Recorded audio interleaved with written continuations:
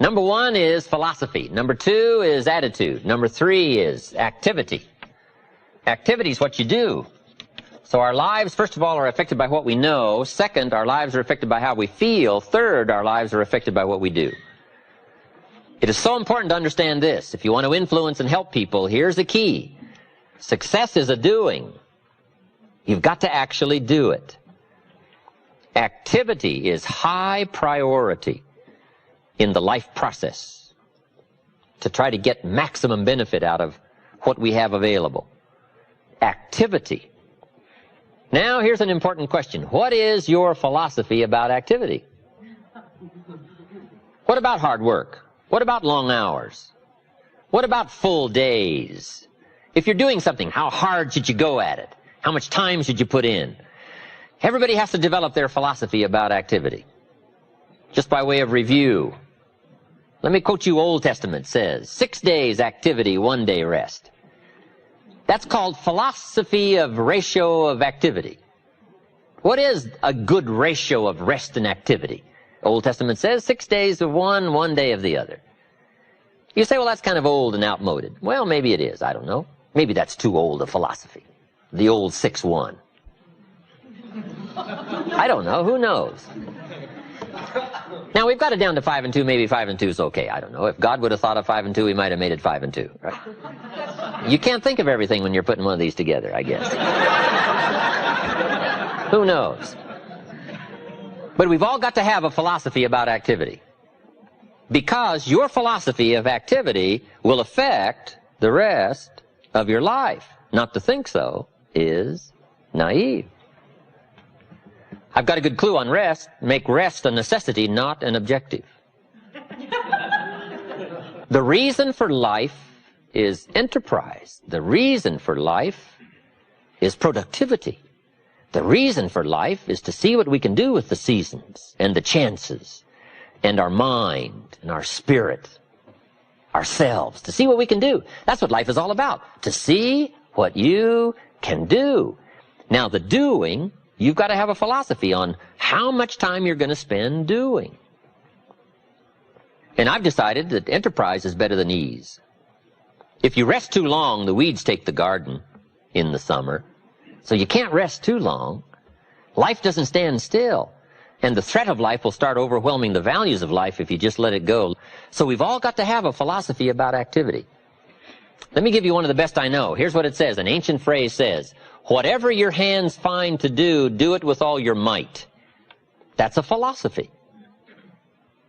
You say, well, I'm getting by with half my might. Well, okay, but you've got to decide on your own personal philosophy of activity. Now, this philosophy says, do it with all your might. Do you think there's any value or virtue in that? Well, I don't know. You've got to decide. You've got to weigh this out, right? You've got to evaluate it for yourself and put it on your own mental scales, and you've got to come up with your own answers. How hard should you work? I'm teaching kids now the ant philosophy. The ant philosophy. An ancient story says everybody should study ants, especially lazy people. The ant philosophy. Let me give it to you. It's very brief. Number 1, ants never quit. Good philosophy. If they're headed somewhere, you try to stop them, they'll look for another way. They'll climb over, they'll climb under, they'll climb around, they keep looking for another way. What a neat philosophy. Never quit looking for a way to get where you're supposed to go. Number 2, ants think winter all summer. That's an important philosophy. You can't be so naive as to think summer all summer. You say, well, isn't it nice? You can't think nice when it's nice. We will call you naive. An ancient story says, don't build your house on the sand in the summer. Why would we be given that advice? Because it's easy to build your house on the sand in the summer, but you must not be so disillusioned. So ants are smart. They think winter all summer. In the summer, you got to think storm. You got to think rock. You can't think sand and sun.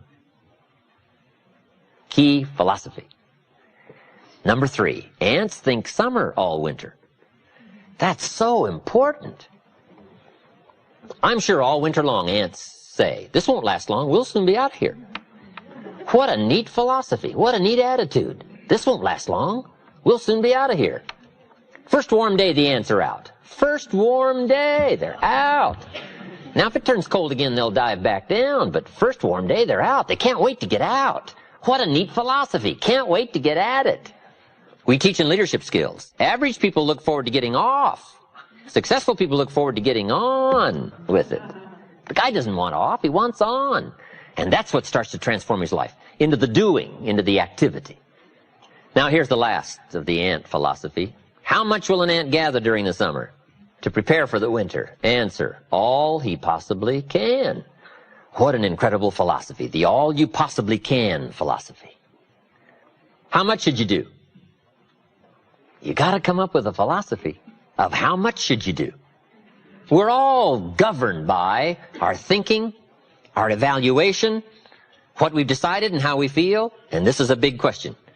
What should you do? Shof gave me the best answer when I was 25 years old. Here's what he said. Do all you can. How many books should you read in the next 6 months? As many as you can fit into your schedule. Because the book you miss won't help. What if a guy missed the book, Think and Grow Rich? The guy's 40 and poor and he missed the book. He lived in the right country, but he missed the book. He was a nice guy, but he missed the book. He was very sincere, but he missed the book. He worked hard, but he missed the book. I'm telling you, if you miss the book, no telling what treasure will be missing in your life if you just miss the book. How hard should you work?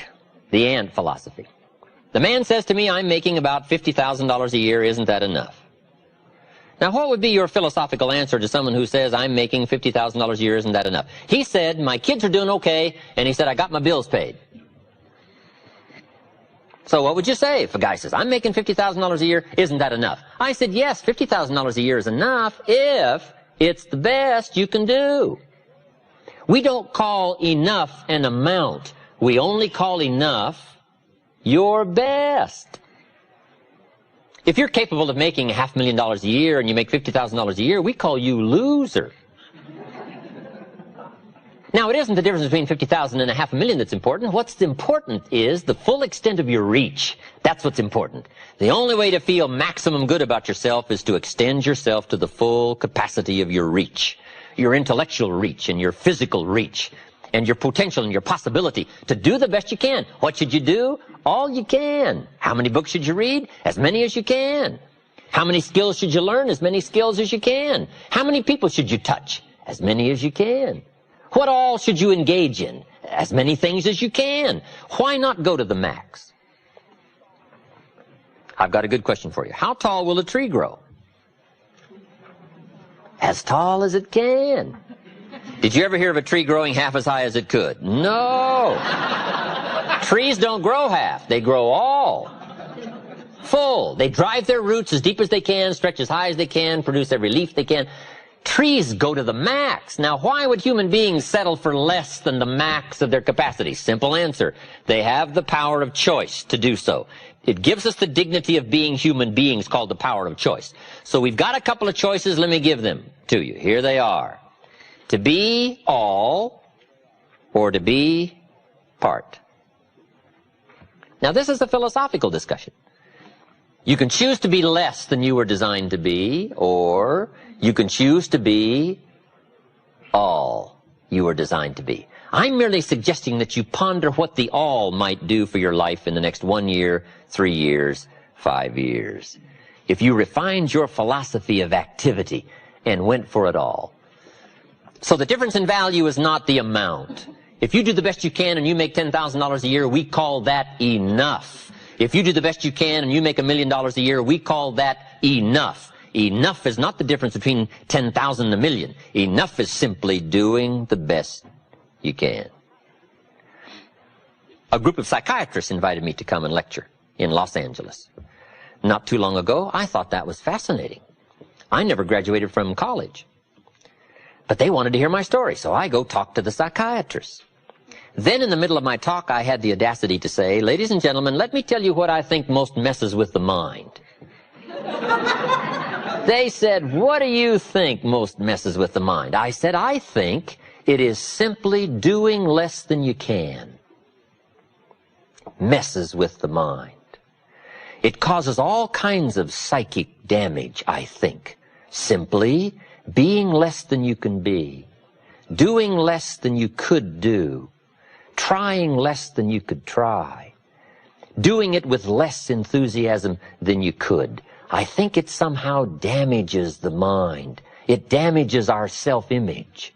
Because here's what I've discovered happens. The minute you turn this around and start extending yourself, it isn't the value you get from extending yourself that's the greatest value. It's how you feel about yourself that's the greatest value. Because, see, it's not what we get that makes us valuable. It's what we become. And part of becoming is to see what all you can become. See what all you can do. See how much you can earn, how much you can share, how much you can start, how far you can reach, how far you can extend your influence. Now, that kind of commitment to philosophical thinking about attitude and about activity, we call this the potential for life change. The 5 major pieces to the life puzzle, we've covered 3 of them. Number 1 is philosophy, number 2 is attitude, number 3 is activity,